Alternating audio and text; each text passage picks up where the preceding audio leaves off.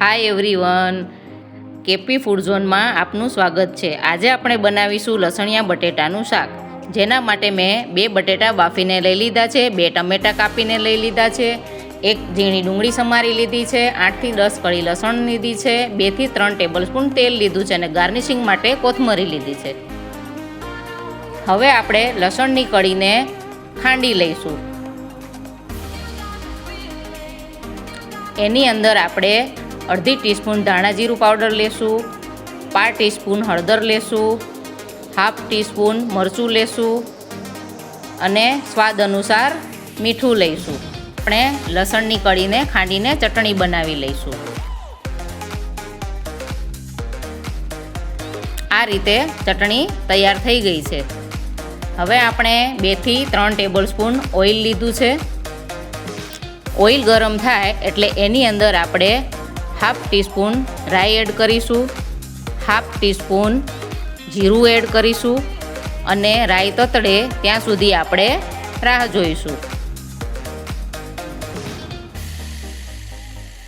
આપણી રાઈ તતડી ગઈ છે। હવે આપણે એની અંદર ડુંગળી ઉમેરીશું। ડુંગળીને હવે આપણે સાંતળી લઈશું।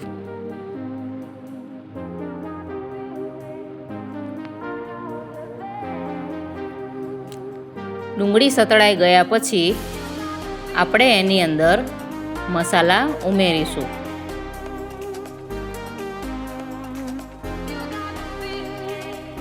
એમાં 1/2 ટીસ્પૂન કાશ્મીરી મરચું લીધું છે, 1/2 ટીસ્પૂન તીખું મરચું લીધું છે, અડધી ટીસ્પૂન હળદર લીધી છે, અડધી ટીસ્પૂન ધાણા જીરું લીધું છે, અડધી ટીસ્પૂન મીઠું લીધું છે। મીઠું તમે સ્વાદ અનુસાર લઈ શકો છો।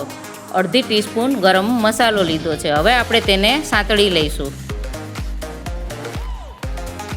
હવે આપણે તેને હલાવી લઈશું અને પછી એની અંદર આપણે ટમેટાં ઉમેરીશું। ટમેટાને પણ આપણે હલાવી લઈશું। ટમેટાં થોડા સતળાઈ ગયા પછી આપણે એની અંદર લસણની ચટણી ઉમેરીશું। ચટણી ઉમેર્યા બાદ હલાવીને ગેસ ધીમો કરી અને આપણે તેને 5 મિનિટ માટે ઢાંકી દઈશું। હવે આપણે એની અંદર અડધો ગ્લાસ પાણી ઉમેરીશું, પછી એને ઢાંકીને ફરીથી આપણે 5 મિનિટ રહેવા દઈશું। ઉકળી ગયા પછી આપણે એની અંદર બટેટા ઉમેરીશું અને પછી બટેટાને હલાવી લઈશું। પછી આ શાકને આપણે થોડી વાર માટે ઢાંકી દઈશું, જ્યાં સુધી તેલ ઉપર આવી ન જાય।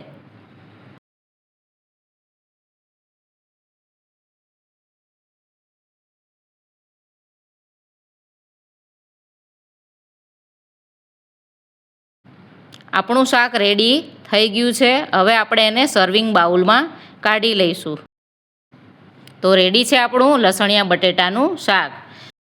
જો તમને આ રેસીપી ગમે તો તેને લાઈક, શેર અને સબસ્ક્રાઈબ કરજો।